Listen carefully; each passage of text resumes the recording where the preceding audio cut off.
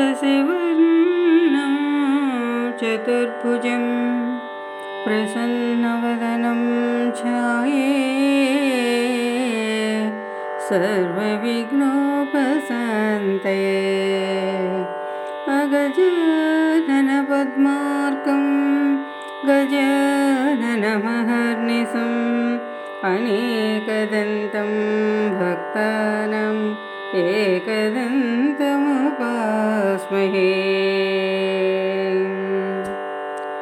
శరదిందుసమాకారే పరబ్రహ్మస్వరూపిణి బాసరపీఠనిలయే సరస్వతీ నమోస్తుతే. గురుబ్రహ్మా గురువిష్ణుః గురుదేవో మహేశ్వరః గురుసాక్షాత్ పరబ్రహ్మ తస్మై శ్రీ గురవే నమః. ఓం శ్రీ గురుభ్యో నమః. దేవతలకైనా రాక్షసులకైనా మానవ మాత్రులకైనా కూడా అహంకారం మంచిది కాదని తెలియజేసేటువంటి చిన్న కథ. ఒకానొకప్పుడు దేవతలకు రాక్షసులకు మహాయుద్ధం జరిగింది. ఆ యుద్ధంలో దేవతలకు ఘన విజయం లభించింది. వాళ్లకు విజయం కలగడానికి కారణం పరబ్రహ్మ యొక్క అనుగ్రహమే. అయితే దేవతలు తమకు విజయాన్ని అనుగ్రహించిన పరమాత్మను మరిచిపోయారు. తమకు లభించిన విజయాన్ని కేవలం తమ శక్తి సామర్థ్యాల వల్లే వచ్చిందని భావించి చాలా గర్వం పొందారు. దేవతల యొక్క అహంభావాన్ని సర్వేశ్వరుడు తెలుసుకుని వాళ్ళ అహంకారాన్ని పోగొట్టాలని భావించాడు. రాక్షసులు మితిమీరి ప్రవర్తిస్తూ ధర్మానికి విఘాతం కలిగిస్తున్నారు కాబట్టి వాళ్ళను నిర్జించి ధర్మ సంస్థాపన చేయడం కోసం దేవతలకు విజయం చేకూర్చబడిందని, కానీ దేవతల శక్తి సామర్థ్యాల కారణం మాత్రం కాదు. కానీ అగ్ని, వాయువు, ఇంద్రుడు మొదలైన దేవతలు స్వదేహ శక్తులచే విజయం లభించిందని, ఆ విజయ ఫలితంగానే తమకు పదవులు లభించాయని అనుకున్నారు. దేవతల భ్రాంతిని తొలగించడానికి సర్వేశ్వరుడు అపూర్వమైనటువంటి భూత రూపంతో వాళ్లకు కొంత దూరంలో ఉద్భవించాడు. దేవతలకు అదేమిటో తెలియలేదు. సంశయచిత్తులయ్యారు. అప్పుడు దేవతలలో ముందు అగ్నిహోత్రుడు దేవతలను చూసి, ఓ అగ్నిదేవా, దేవతలు అంటున్నారు ఈ విధంగా, ఓ అగ్నిదేవా, ఆ కనిపిస్తున్నదేదో భూతమేమిటో కొత్తగా పుట్టుకు వచ్చింది, అది ఎలాంటిదో తెలుసుకురండి అని చెప్పారు. అగ్నిహోత్రుడు అలాగేనని చెప్పి ఆ భూతం దగ్గరికి పోయాడు. భూతాన్ని సమీపించి చూస్తే అగ్నిదేవుడికి ఏమీ తెలియదు, తోచలేదు.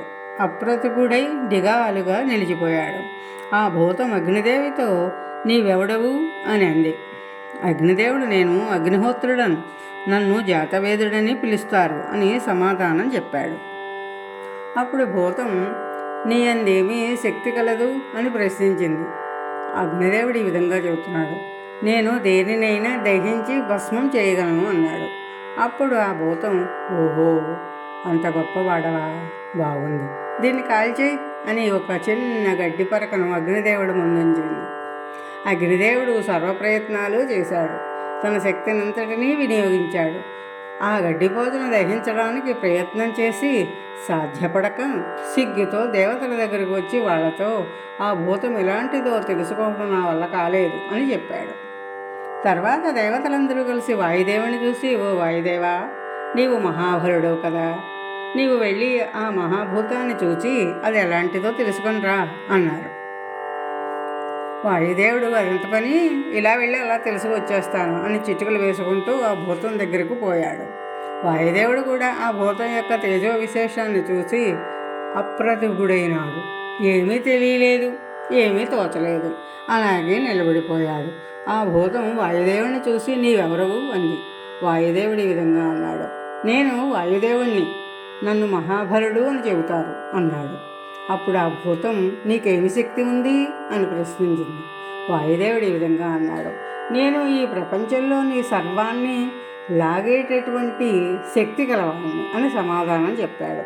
అప్పుడు ఆ భూతం, ఓహో అంత గొప్పవాడవా, బాగుంది, దీన్ని కదిలించు చూద్దాం అని చిన్న గడ్డిపోచను వాయుదేవుని ముందు ఉంచింది. వాయుదేవుడు అన్ని ప్రయత్నాలు చేశాడు, కానీ ఫలించలేకపోయింది. తర్వాత దేవతలు ఇంద్రునితో, ఓ దేవరాజా, నీవు వెళ్ళి ఆ భూతం ఎలాంటిదో తెలుసుకునిరా అన్నారు. ఇంద్రుడు దేవతల ప్రభు అయినా నాకు అది ఎంత పని అని చెప్పి ఆ భూతాన్ని సమీపించాడు. అతని కన్నులకు ఆ భూతాన్ని చూడగల శక్తి లేకుండా పోయింది. ఆ భూతం ఎలాంటిదో తెలుసుకోవాలని ఇంద్రుడు నిశ్చయించుకుని ధ్యానించాడు. అప్పుడు పరమేశ్వరుని నిత్య సాన్నిధ్యం కలిగిన పరమేశ్వరి మహాతేజస్వరూపిణి ఇంద్రుని ఎదుట ప్రత్యక్షమైంది. ఇంద్రుడు ఆమెకు నమస్కారం చేసి, మాత, ఆ మహాభూత స్వరూపం ఎలాంటిది అని అడిగాడు.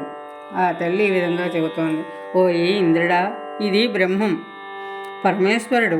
ఇతని విజయం వల్లే మీరు మహిమలన్నీ పొందారు. మీరు నిమిత్తమాత్రులు అని చెప్పగా ఇంద్రునికి బ్రహ్మజ్ఞానం కలిగింది. అంతర్యామి అయి ఉన్న సర్వేశ్వరుడు మరిచిపోయి జీవులు అంతర్యామి అయి ఉన్నటువంటి సర్వేశ్వరుణ్ణి మరిచిపోయి జీవులు తామే ఘనులమని గొప్పవాళ్ళమని భావించుకుని అహంకారంతో గర్వించడం మూర్ఖత్వమే అవుతుంది.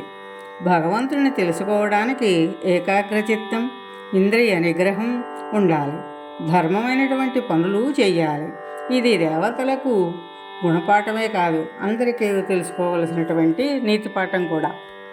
అంచేత ఎవరు కూడా ఎప్పుడూ కూడా ఏదైనా విజయాన్ని సాధించినప్పటికీ కూడా అది తమ యొక్క గొప్పతనం అని విర్రవీగకూడదు.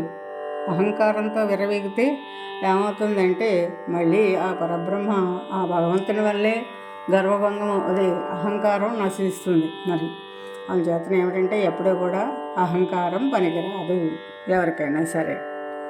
స్వస్తి.